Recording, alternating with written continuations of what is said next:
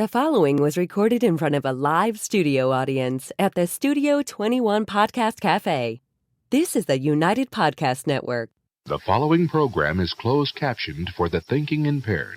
By tomorrow, I will rule the world!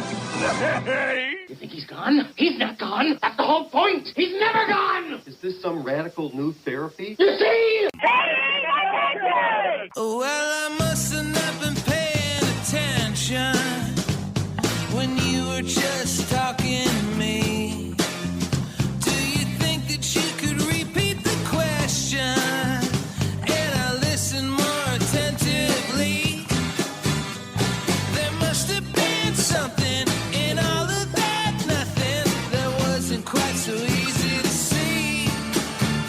And I must have missed something when you were just talking to me. Thank you for the coffee, Chrissy. You're very welcome. Definitely made my morning. Because to me, it's still morning. To me, it's like 9 a.m. Although you never know what the phone calls I was getting this morning at 8 o'clock. Oh, wow. That's too early, Tom. Mm-hmm. And people who should know better, too. I know. They're not like random people. It's people who know better. All right, let me get a cigarette going. I feel like I do that. Anyone, doesn't matter who they are, anyone that calls me before 9 a.m. should have known better. Yeah, right. The world should just know better. Unless it's an absolute emergency. Well, I have like a noontime rule. Really, 11 o'clock. If you call me at 11, I'm not going to get mad. But really, it should be noon. I laugh at that. This morning I woke up because I've been under the weather, and I woke up at 11, and I was like, oh, I bet Tom's waking up right now as well. Right about now. This is what his life I is go to like. bed at 5:30. It's not my fault they run Columbo reruns at 3 o'clock in the morning. Ah. Must have not been paying attention. Alrighty. Try to wake up a little bit. Hi, how you guys doing? My name's Tom Duggan here at the Paying Attention podcast. High atop Two Guys Smoke Shop at the Studio 21 Podcast Cafe. Now listen, Father's Day's coming. And I have to remind you because people have to remind me because I don't know what. Seriously, if someone didn't tell me tomorrow's Christmas, I would miss Christmas at my mother's house because I spend all of my time in my office, and it's like a time portal. Time goes by so fast. I don't even know what day it is half the time. So somebody reminded me that Father's Day is coming, and they reminded me this morning or this afternoon, and I wanted to pass that along to you because we're at Two Guys Smoke Shop. And if you really want to get a good Father's Day present for your dad, and he's a cigar smoker, there's no place better to come than Two Guys Smoke Shop. Oh, yeah. Because they've got the best deals here, and they've got cigars. I'm not a cigar guy. I'm a cigarette guy. But I know that they've got cigars here that you can't find anywhere else. They import stuff that like you can't get in other smoke shops. Yeah. And I know because I have 3 or 4 friends that are just obsessed with cigars, and they're here all the time. And they say they only come here because this is the only place they can find the cigars that they like. So Father's Day's coming. Give a thought to coming down to Two Guys Smoke Shop. I think they can order online. Can they order online? They can. Two Guys Cigars. So you don't even have to drive up to New Hampshire. Just you can order it online and get your dad some cigars. If Uncle Frankie smoked cigars, I would get him cigars for Father's Day. Uncle Frankie raised me, so he's a good dad to me, and I would get him cigars. But he doesn't. It would make it a lot easier for me if he did.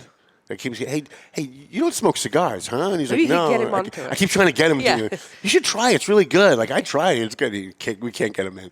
I want to thank our sponsors, McLennan Real Estate, Century 21. A lot of funky things going on in the real estate market. Mm-hmm. So we will have Matt in at some point, either by Zoom or in the studio. AFC Urgent Care. We love Lisa Williams. And there's another urgent care. There's another walk-in that has established itself in the Merrimack Valley. Don't go to them. I'm not even going to say what their name is. No. Don't go to them. I'm hearing nightmare stories about a lot of things, and I don't want to hurt a local business. I just want to help my businesses, which is FC Urgent Care, because they sponsor the show, they buy ads in the paper, and they give us money for our scholarships at the Bash every year. And they don't just give like $100. They give I think this year they gave $2,000. I think last year they gave $3,000. Wow. And whenever we need help with the homeless with TMF, and I call Lisa.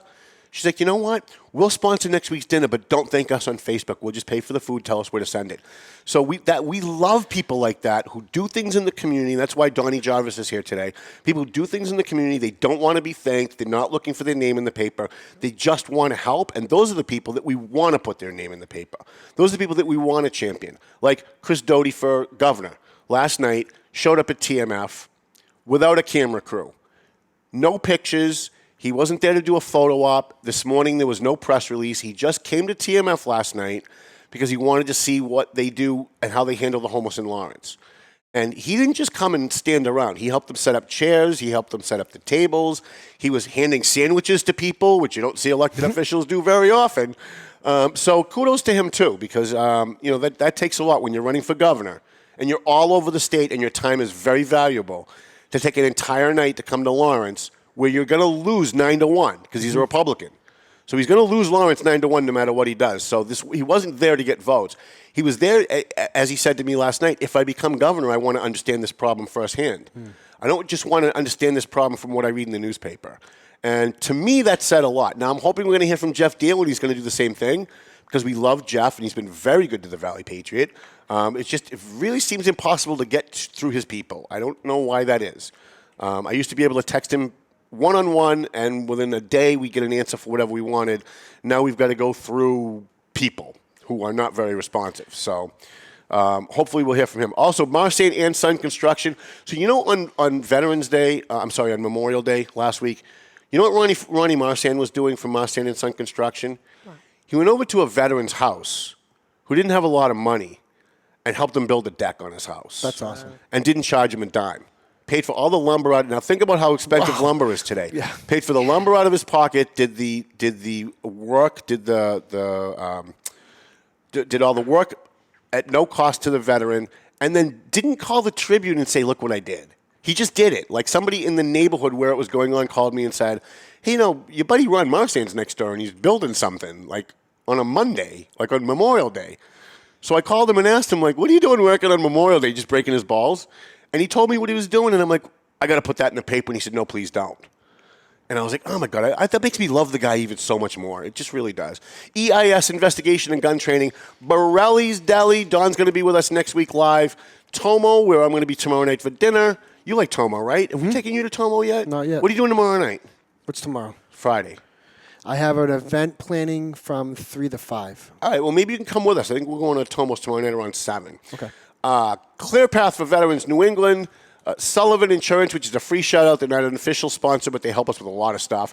Lazy River Products in Drake It. Cannabis.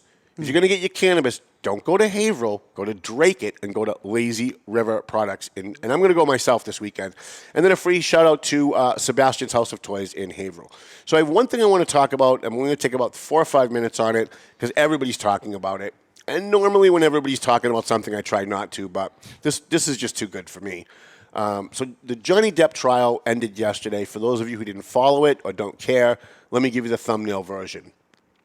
So his smoking hot girlfriend, Amber Heard, who's probably one of those beautiful women you've ever seen in your life, wrote an editorial in the New York Post basically saying, I'm paraphrasing because it's not in front of me, but basically saying she was the victim of domestic abuse. And didn't mention him by name, but intimated that it was Johnny Depp that was knocking her around. And he sued her for defamation. Now, let me tell you, I've been sued for defamation 6 times. I've never lost. It is nearly impossible to win a defamation case against somebody who is considered a celebrity or a public figure. Mm-hmm. So because Johnny Depp's a public figure, you can say a lot more about him than you can say about your neighbor Bill. Right, because he's a private citizen. And the standard is much higher. You have to prove malice. You have to prove financial damages. You have to prove that they knew what they said was wrong or that they should have known what they said was wrong. And believe me, I know, because I've been through 4,000 depositions on this issue. Quite frankly, I didn't think he was going to win, and I wasn't even sure why it was he brought this lawsuit against the ex, because he's still Johnny Depp. He's still going to get work. But I watched the trial. I watched most of it anyway, especially her testimony, and I heard the audio tape that they had of her admitting that she was beating him up. And when I heard that, I thought, holy crap, why didn't she settle this out of court? Mm-hmm. Like, if someone sued me for defamation and they had an audio tape of me admitting what I did, there's no way I'd step into a courtroom. I would have my lawyer sit down and go, okay, you want $15 million? How about 7? Will you take 8? Mm-hmm. Maybe 8.5. Will you take 9? Because you don't want to go into court. Not only do you lose money, but you lose your reputation. You lose your ability for future work in Hollywood, especially against Johnny Depp. Well, the jury came back yesterday, and they awarded $15 million to Johnny Depp because they said that she lied. She lied and said that she was the victim of domestic abuse at the hands of Johnny Depp, and the proof came out that it was actually the other way around. And I'm bringing this up for one reason. This is a turning point in America. Remember where you heard it first. For the last 8 years, we've had to deal with the Me Too hysteria of women coming forward and making accusations of 20 years ago, 30 years ago, against guys that can't prove what didn't happen, and destroyed a lot of men's lives. And we got told by CNN and the Democrat Party and MSNBC and the media that we're supposed to believe, quote, all women, that all women are to be believed. And that destroys people's lives because you know what? Women are people and people lie. Women are people and people steal. Women are people and people fabricate stories to get themselves in a better position with their custody battles or whatever it is that they're involved in. And we've been watching men get screwed for the last 8 years in this Me Too movement. And finally, a woman who makes up an allegation against a guy pays a price for it. Finally, there's accountability. No matter how beautiful you are, and she is pretty hot. Like, I couldn't stop watching. Cute. She's unbelievable. I mean, only Johnny Depp is going to get someone that looks that good. Like, someone like you and I got no chance. We have no chance at all. No chance. But only Johnny Depp could get a girl that hot. But the old axiom, apparently, Donnie, is true. Mm-hmm. That no matter how hot a woman is, there's a guy out there sick of putting up with her shit. Yes, and Johnny Depp proved it again yesterday. and I was so thrilled about this. Only because I've been watching the pendulum swing so far to the left that it almost bordered on insanity, where a woman could come forward and say, my stepfather touched me when I was 5, and she's in her 40s. Well, how does the stepfather prove that 35 years ago something didn't happen? Yeah. Right? And men's lives have been destroyed. I've had 2 family members file restraining orders against me that were total lies, like just completely made up. And I'm probably the only guy in Massachusetts that's ever won a restraining order hearing. Those are tough. I won both of them. I've never lost in court because I know where the line is. Mm-hmm. And yes, will I dance up to the line? Yes. Absolutely. Will I dance on the line? Sometimes. Yeah. But I will not cross the line because I have too much to lose. I've got a newspaper. I've got a podcast. I've got a lot of stuff going on. So I was very happy to see that Johnny Depp won. And I think this is a turning point in America. I think finally, women are going to have to think twice before they lie. Now, if your ex-husband beat you up, you should be telling the police. You should be going public. You should be exposing that asshole for what he's doing. But if he didn't, you need to know that there's going to be a consequence if you get caught. And it's happened to me, and thank God I got through it. I know a lot of guys who did not get through it. I know one guy that can't even get a job right now because of his criminal record, because of stuff that his ex-wife said about him when they were getting divorced. Yeah. And it's a big issue. And that's tough when you can't get a job because of a false allegation. It's like one thing if it's something you did, you'd hope people would forgive you and you could move on with your life. But if it's something you didn't even do, that's a tough pill to swallow. And that. And it haunts you for your whole life. It does, you know. And we've got a friend that he's literally unemployable because of the news stories that came out, and he just had a bad judge and he lost his case, and that was the end of that. Sitting with me is Donnie Jarvis. He is a war hero. I'm going to let him give you the details on that. He's been on the show once before, but we wanted to have him back because he's involved in a lot of programs that are helping veterans in the Merrimack Valley, and we don't do enough for veterans. And even though I think I do a lot for veterans, I still feel like I don't do enough for veterans because I didn't go serve my country. I took the Navy exam. I took the ASVAB. Yep. I got a 97 on the ASVAB. I was nuclear qualified to go on a sub, and then I failed the physical because of my back. They wouldn't let me in. And we appealed it all the way to Washington. My recruiter's name was Ted Gammond. I still remember. I was 18 years old.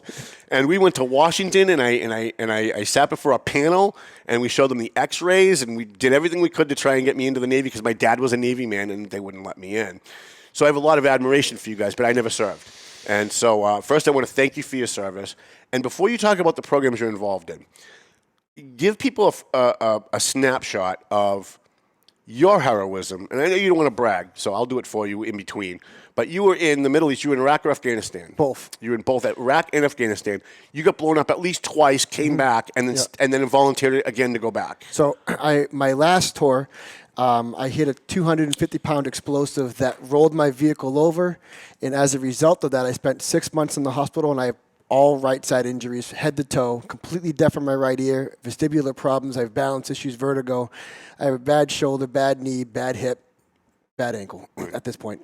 I was medevaced from Afghanistan to Germany. And then I spent 6 months in D.C. And from those injuries, I just got the Purple Heart last year. Thanks to our good friend Dan Strange. Dan Strange, who I miss almost as much as I miss John Radker every day. Yeah, Dan. So Dan and I met actually from helping another veteran. So a veteran that I went to Iraq with committed suicide, and he was in Oklahoma at the time, and his next of kin was a 16-year-old son here in Massachusetts. And Andrew LaCourse, who I know you know. Yeah. I reached out to Andy and looked for help to get this veteran back. You know, when you commit suicide, you lose all your benefits. And his next of kin is 16, and it was terrible. So I ended up making some magic. We got some flights, but I got to switch to Dan Strange, and he got me through all airport security. He got me He was amazing. escort. Unbelievable. He called me from Air Force One. Yeah. And handed the phone to Donald Trump one day, and I thought it was a ruse. Yeah. Until Donald Trump actually started talking, and I realized, oh my God, you can't fake that. That's actually Donald Trump. It's unbelievable what Dan had the ability to do. He did. Yep. He was networked with everybody. Everybody. So 2015, we fast forward a little bit, I'm at the Red Sox game at Francisco Arena. We did a charity event for Delta Dog. And Dan introduced me to Urena. At that point, I wasn't working for him. And Dan introduced me as a Purple Heart recipient. And I said, Dan, I'm not. I've been denied several times, and I've just given up. Mm-hmm. Dan said, I got a friend that will fix this for you. And I bet he did. It did. It took a little bit. He brought me down to D.C. in 2019 to meet this general. At that point, the general was in Congress hearings to become our current chairman of the Joint Chiefs. So it kind of got shuffled. And one of the last things Dan did before he passed away was to make sure the general was aware of my situation. And it was brought back up actually after Dan's death. And it was fixed last April. Fantastic. And it would not have happened if it wasn't for Dan. Yeah, Dan was the best. I miss him every day. I think about him all the time. Him and John Radka. Yeah. Because they were two people who, despite the political power that they had, and despite the networking that they had, and all the people that they knew that they could get so many things done, both guys were willing to go out onto the streets and help people when we called them about a homeless veteran or something. And you don't find that in a lot of people. No, Dan and John both always dropped everything they were doing to help whatever veteran was in front of them.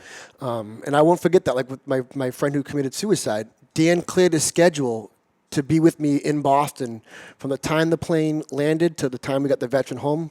And he worked with several communities to shut down all the streets with the police. So it was a clear. And I'm like, I couldn't believe it. Most people didn't know that Dan worked with the Secret Service. Correct. And so Dan could get anything. Like there was nothing.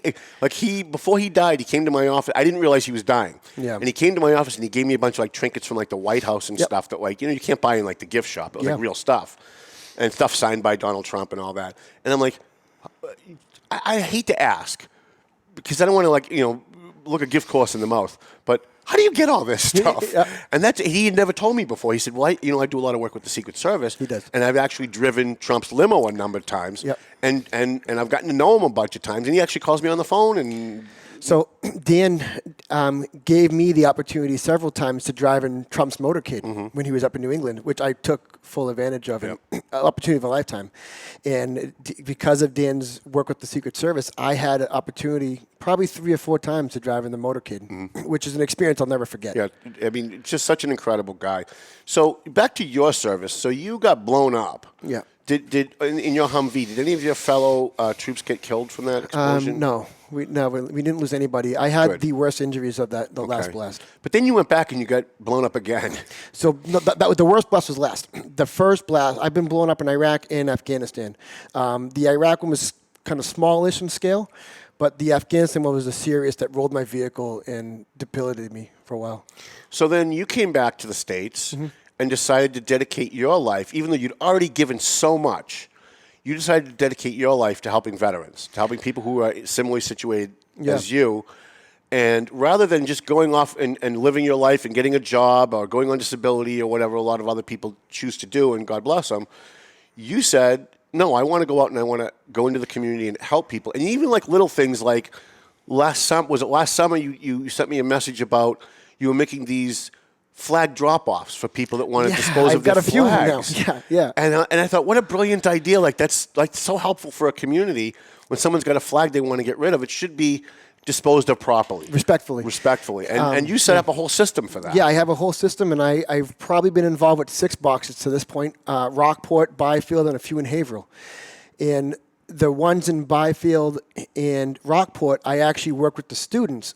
So in Byfield, for example, I had the high school students paint it for me, and I used it as an education opportunity to teach these veterans about the sacrifices our service members have made over the years and about the flag etiquette and respect, things that aren't taught in the classroom. Yeah, we're certainly not taught any of that in today's public schools. So I've used every flag box, every flag retirement ceremony as an opportunity to teach our youth education on the dedication that our service members have provided for our country and what the flag truly symbolizes and what was given for that flag. I always say when I refer to a veteran that they've worn the cloth of our nation, because really the uniform is the cloth of our nation. Doesn't matter which branch of service. Each uniform is part of the fabric that makes the flag. So you're involved in a whole bunch of other programs too. Yeah, I do a lot. I know you do a lot for VNOC. Yep. And VNOC and I have not had a good relationship lately, but you've got new leadership over there, and they're turning things around. It's good. I enjoy it being there, and I think things are turning around. There's a lot of positivity coming out. Yeah, there was actually a question. I wasn't saying they were turning things around. I was just kind of asking, are they turning things around? I mean, I have to rely on you. I'm not there every day, right? And there's a lot of good things happening. Good. Now, you're involved in a lot of other programs, too. I am. I just came back from D.C., so you talked about Memorial Day. I was down in D.C. for Memorial Day. So on Saturday, they started their first annual flag placement at the Tomb of the Unknown. And so I went. But instead of placing one flag, I decided to place 100 roses. They do a rose placement. Instead of placing one rose, I placed 100 roses. I went down for the day. I bought 100 roses, and we placed them on veteran graves throughout Arlington. Some who I've known the names of, none of them I've actually met. Some of them date here to the local community. So like Keaton Trask out of Haverhill. We placed a flag at her. So as you know, 13 Marines lost their lives in Afghanistan in August. 3 of them got a rose. Colin Powell got a rose. General MacArthur got a rose. And there's several others. I placed 100 of them. That carried off to my other project that we did on Veterans Day, where 800 roses I placed in Arlington for every Afghanistan veteran that has fallen. Now, did you set up like a nonprofit to do It's this in the stuff? works. Okay. Yes. So you're just doing this on your own. Like, you're in the process now, but you've been Correct. doing this for a long time. Yeah. Just as like an individual. Yeah. And that's one of the reasons why we like to have you on and to talk about this stuff, because a lot of people out there want to be able to help, but they don't know how. Yeah. And they can contact you if they want to. If they want to help a local veteran, you're really the guy they should call. Yeah, and I help out the veterans who are alive and deceased. And I know it sounds weird to say I help out the deceased, but I do veterans gravestone cleaning. I reset gravestones. I do the flags, Wreaths Across America in 2 different communities. Now the Rose program, so I'm doing. It's called Roses of Honor, and we're going to be honoring each veteran 1 rose at a time. Right, that's the idea behind this. And I know it's only a rose, but that symbolizes much more to the families who's going to see their loved ones. Yeah, it's all about the families. It's all about the families, especially when you're talking about those who have fallen. And to continue that, I also give out flag cases. I go to the funerals. So later tonight, I'll be crashing a funeral in Haverhill for a veteran and giving their family a flag case. They have no idea I'm coming. Good. And I started that during the pandemic. Why? Because it's a very difficult time. When you lose a loved one, no matter veteran or not, it's difficult, right? And at the end of a veteran's funeral, a giant American flag is given to the next of kin. 9 times out of 10, they have no idea what to do to protect that flag. If you want to get a flag case to the funeral home, it's hundreds and hundreds of dollars. Wow. So what I did, I got a contract through a store, and I buy them at a way fraction of a cost. You're talking like $20, $30 a case. Now, that's not, I don't pay full price. I get a huge discount. Right. So I have cases of these. Good. And I make it a point to attend local veteran funerals, usually the wake, and I present the flag case to the next of kin directly. That's phenomenal. I don't want any public. I don't announce the families. I don't say anything. I don't tell them who I'm from or my name. I just give it to them and say sorry, feel lost, and I walk out. And that simple flag case to me gives that family the opportunity to put that flag in there and put it on the mantle instantly. Right. Not put it in a box or it goes in the attic. It's not collecting dust. Correct. It allows that family to continue to honor that veteran instantaneously once they get that flag. And it's a small little token. I'll be at a service for 15, 20 minutes. And it's about how it's going to affect the family. So these small little programs I started is all about honoring and remembering everybody who's worn the uniform. How do you get out of bed every morning? I have a condition where I have a hard time walking sometimes, and it's getting harder and harder for me. But when I'm having a really bad, I have to tell you, when I'm having a really bad day and I'm in a lot of pain, I think of you. I think of what you go through every day and the pain that you go through every day. And not only do you still get up every day, but you're up doing things for other people. Yeah, you inspire me when I'm in pain. I want to say that. I'm in a lot of pain right now sitting here. My back is messed up. It's tough. And what gets me out of bed every morning is I think back when I was in the hospital and struggling and laying in the bed there and what support I wish I had. I want to be that support. So that's what gets me out of bed is being that support, not letting down a veteran family or a veteran that needs my help today. Like my schedule is booked. I'm working 7 days a week doing something for a veteran and their family somewhere. It may not be in Haverhill. It may not be in Salem, New Hampshire. It may not even be in the Merrimack Valley. I've touched veterans all over the Commonwealth and all over the country. I actually wrote 2 veteran speeches for Memorial Day for veterans that aren't even in New England. That's awesome. Right? Because they wanted my help and suggestions on their Memorial Day speech. And I'm not trying to brag about that, but that's what gets me out of bed is being able to help another veteran today. Boy, half of me thinks, boy, I wish this guy would run for office. And the other half of me says, boy, the last thing in the world this guy needs is to be running for office. Yeah, thank you. Because you become a target, right. And it becomes negativity. So I've thought about it. I actually ran for selectman in Newbury back in 2014 because I wanted to be in a role to better someone's life, and I was attacked. I have an OUI. I'm not going to be shy about that. I use it in a lot of my speeches. I have an OUI from when I had a trouble readjusting back home. I would joke giving a presentation that my blood alcohol level at one point was higher than my GPA in college, right? And my record's a .38. I rolled the car in 495 in Lawrence. I've highballed that. And the judge on that case for my OUI was Judge Gaffney out of Lawrence District Court, who has then now asked me to be part of the treatment team for the Veteran Treatment Court in Lawrence. That's awesome. Right? So I've used that negative and made it a positive. Talk about, because we've talked a number of times about you coming on to talk about the veteran court. Talk about that, because I don't think people realize that there's a veteran court. Yeah, there's quite a few in Massachusetts. I think we have about 6.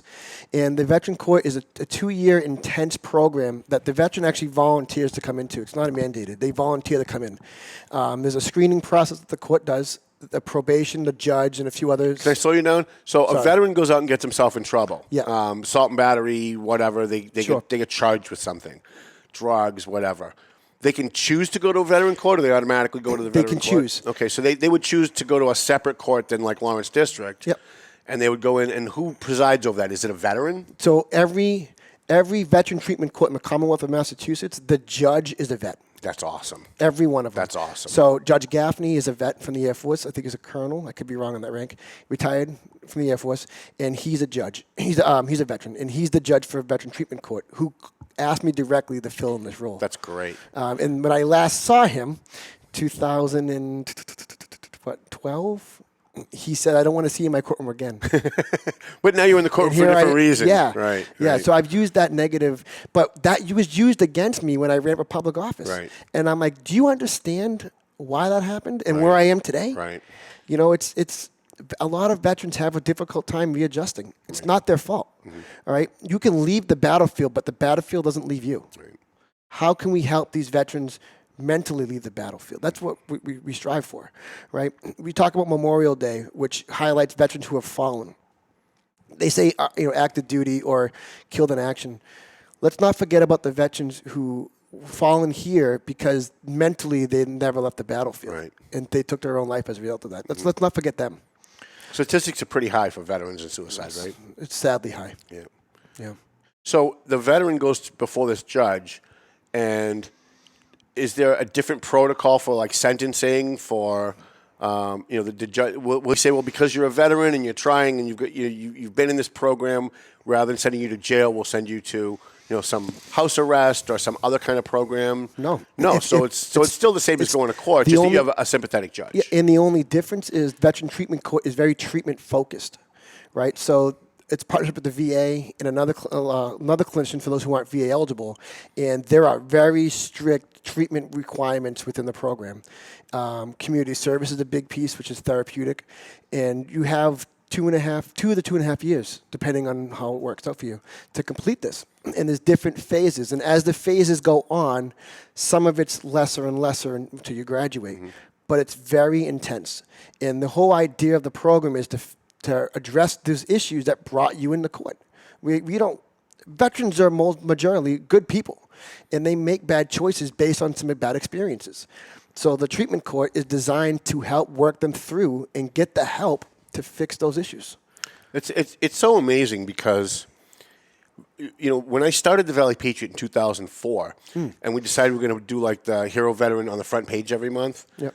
At that time, the only time we ever read about a veteran was when they would go off and beat their wives, or when they would go commit some kind of violence. And the only time we ever read in the paper about a veteran was when it was something bad. Yep. And I said, I want to do something in the Valley Patriot to honor veterans and show guys that have come home and continue to serve their country by serving their community. And that's why we do our Hero Veteran Award at Bashevere, which you are a recipient of. Thanks to Dan Strange, who called me and said, he called me one day and he goes, I don't know if you met Donnie Jarvis. And I said, yeah, I met him a couple of times. He said, I don't know if you know his story, but if anybody deserves an award, it's this guy. And he went on for 20 minutes about why we should give you this award. And while he was talking, I emailed the award maker with your name and was taking notes as to why you deserve this award. Because Dan was he was such a great advocate for you. And when you in that place, when you came back and you were having a hard time, the one thing he said to me was, you know what saved Donnie's life when he came back? He got a service dog named Mocha. Mocha's here. I wish you could show him, but he's laying down next to you. Yeah. As a service dog. Talk about the service dog program and how that has helped you.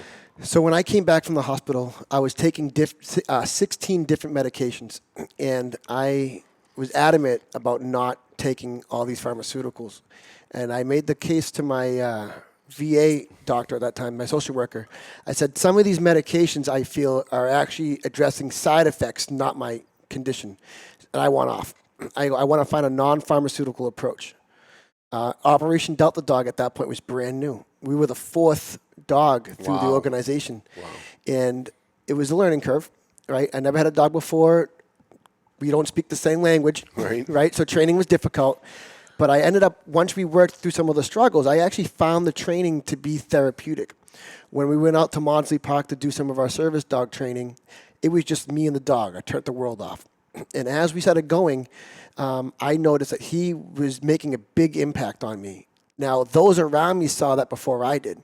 And I can tell you, honestly, Tom, my life would not be what it is today if it was not for Mocha, which is why I published a book called Mocha, the Superhero Service Dog. Superhero Service Dog. It's amazing. It's hanging honestly, up in my office. He's my superhero. He is. You know?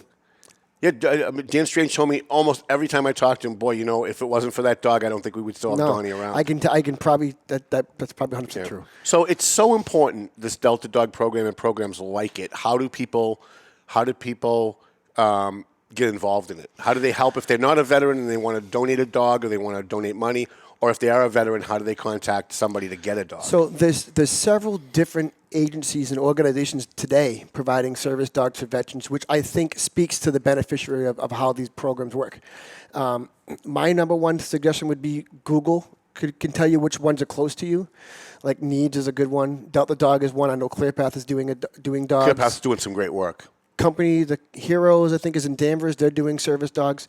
Google can tell you what's in your area that can help you out. But also, go into your local VA, because the odds are that VA can tell you which programs they're working with to help veterans get service dogs. Mm-hmm. I know for Delta Dog, they require a letter from the VA or your doctor saying you have certain conditions that qualify you. So even walking to the VA clinic and saying, I want to support an organization that provides service dogs for veterans, who do you recommend? they'll likely give you a list because they're working with them as well. Right. Because they got to trust but verify. They got to verify that this veteran has X, Y, and Z conditions. I have one more question for you, and believe it or not, we're actually almost at the end of the show. One of my biggest frustrations is because we write a lot about veterans, we get a lot of veterans who call us to complain about local VSOs. Not getting back to them, not helping them with veterans, not being in the office. And I'm never the kind of guy that wants to go after a veteran. So there have been times when I've picked up the phone and called a VSO and said, look, just between you and I, I'm getting a lot of complaints. I don't want to write a story. You got to get your act together over there. Doesn't really seem to work. Yeah. And one VSO actually got promoted. Well, we won't go into it. He ended up getting promoted and did an even worse job. As a veteran, what suggestion do you have when that happens? How do we get through that when you've got a VSO? You don't want to shame them because they're veterans, and I'm sure they're doing some good work. But there are a couple of VSOs, and I could name them, but I won't. Yep, I'm with you. Who just don't do the friggin' job. And because they don't do the friggin' job, I'm getting calls, other people I'm sure are getting calls from veterans that just need services. Yeah. I used to call John Ratka, but he's not around anymore. Yeah. Now I call Randy, but like I can't call Randy for everything, right? Yeah. So what is your suggestion? You're in this. So not all VSOs are cut from the same cloth. That's true. And depending on what the veteran needs, you don't have to go to that VSO. So Chapter 115 is probably the only thing you'd have to because it's cut through that VSO for that town to that veteran. But other needs, find a VSO that you know is doing their job. Or find another agency that you know can help address that issue and just work around that that VSO. If it is a Chapter 115, which is a Chapter 115 is a financial stipend that's paid out by the city, reimbursed by the state. If you find out that that VSO is not working with that veteran to get that benefit, then that's actually cut through Department of Veteran Services in the state level. Just call the state. Okay. Right. I know you don't want to cut the throats, but well, yeah. I mean, I'm not looking to get anybody help. in trouble. I just want to get the veterans to help when they call I'm like, I'm a newspaper. What are you calling me for? Yeah. And they're like, well, but I know you work with a lot of these veterans, Tom. You must know somebody I can talk to. You're the network guy. Yeah. So, like, if they need a claim for this VA disability, all your local veteran organizations, VFW, AMVETS, American Legion, they all can do claims as well. You don't have to go to the VSO. There's other ways to score around it. We have to wrap up. If there's a veteran out there who does need some kind of help, who do they call? If they can't go to the VSO, who do they call? Who do they reach out to? You? Do they reach out to? They can call me. The state? And they reach out to? You can call me, and I can connect you. You can call me, and they can connect them. The SAVE team does a lot of great work here in Massachusetts. That's out of Boston. That's DVS as well. That's what I would turn to. Okay. Is one of those qualified. Because I call ClearPath, I call Randy, I call Jason. But again, I can't go to them for everything, Correct. right? Because I get a lot of phone calls. So Yep. I don't want to go to the well too many times with certain people. It's really amazing what you do. It's really amazing how far you've come, given the challenges that you've had.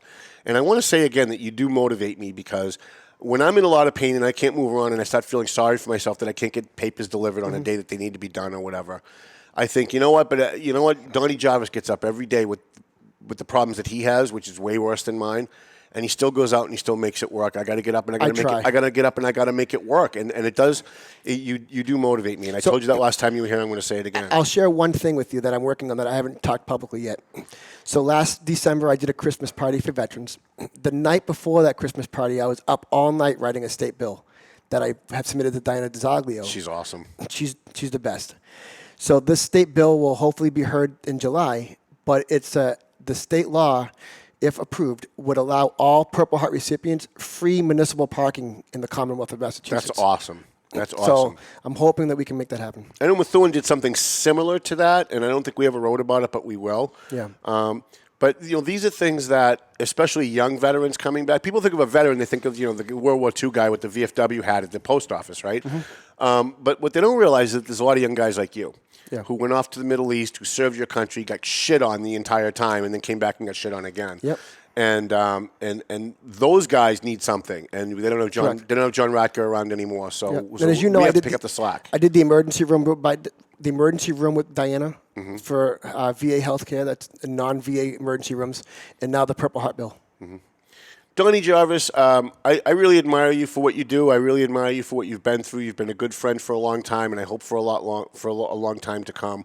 Is there anything you want to depart people with? No, I want to thank you for having me here, Tom. Well, I told you, as long as you bring Mocha, you're always I know. Always willing to come. All right, we can wrap that up. Thank you, Chrissy, doing a great job today. I want to thank McLennan Real Estate, Century 21 on Broadway in Methuen, AFC Urgent Care, which is in Methuen and North Andover. And they're actually talking about maybe opening up a AFC Urgent Care in Lawrence. We're actually kind of working on that behind the scenes with Brian, the new mayor. Marseille and Son Construction, a guy who takes money out of his own pocket to help veterans on Memorial Day and never gets thanked for it and never goes never does selfies on Facebook to get appreciation. Thank you, Ronnie. We care about you. EIS Investigation and Gun Training, who gave us an awful lot of money for our scholarships this year. Borelli's Deli, Don Smeriglio over at Borelli's Deli, best food in the Merrimack Valley. Tomo and Shaken Sea. It used to be Happy Crab. Now it's Shaken Seafood, but the food's still pretty good. Free shout out to Sullivan Insurance, Lazy River Products in Drake, best cannabis in the area. You get the pre-rolled too, so if you get it for medical reasons, you have to roll it yourself. And a free shout out to Sebastian's House of Toys. Sounds like Melvin Taylor says we gotta go home. Did he say that? Wait. Telling us to go home, so go home already.